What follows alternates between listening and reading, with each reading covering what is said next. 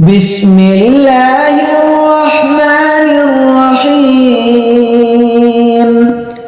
إذا زلزلت الأرض زلزالها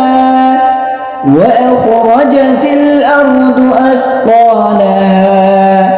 وقال الإنسان ما لها يومئذ تحدث أخبارها بأن ربك أوحى لها يومئذ يصدر الناس أشتاتا ليروا أعمالهم فمن